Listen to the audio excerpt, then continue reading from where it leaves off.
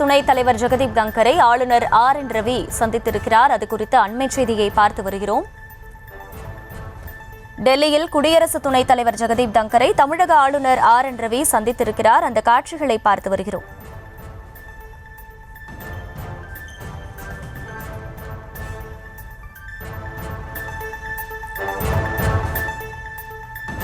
டெல்லியில் குடியரசு துணைத் தலைவரை ஆளுநர் RN ரவி சந்தித்திருக்கிறார். விவரங்களை செய்தியாளர் ராஜேஷ் வழங்க கேட்கலாம். ராஜேஷ் வணக்கம். இந்த சந்திப்பின் முக்கிய அம்சங்கள் என்ன?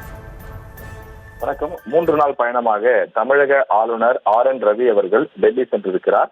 டெல்லி சென்றிருக்கக்கூடிய அவர் தன்னுடைய சொந்த பயணமாக சென்றிருப்பதாக சொல்லியிருந்தாலும் கூட அங்கு பல்வேறு தலைவர்களை சந்திக்க இருப்பதாக தகவல் வெளியாகி இருந்தது. இந்த நிலையிலே அவர் துணை குடியரசுத் தலைவரை சந்தித்து பேசியிருக்கிறார். அதற்கான புகைப்படங்கள் தற்போது வெளியாகி இருக்கிறது. 2 தினங்களுக்கு முன்பு துணை குடியரசுத் தலைவர் ஜெகதீப் தங்கர் தெரிவித்திருந்த ஒரு கருத்து, அதாவது அவர் சமீபத்தில் உச்சநீதிமன்றத்தை விமர்சித்து அவர் பேசியிருந்த அந்த பேச்சு சர்ச்சையாகி இருந்த நிலையில தற்போது ஆளுநர் அவர்கள் இந்த சந்திப்பை மேற்கொண்டிருக்கிறார். தமிழக ஆளுநர் துணை குடியரசுத் தலைவரை மட்டுமில்லாமல் மத்திய அமைச்சர்கள் சிலரையும் சந்திக்க இருப்பதாக தகவல் வெளியாகி இருக்கிறது.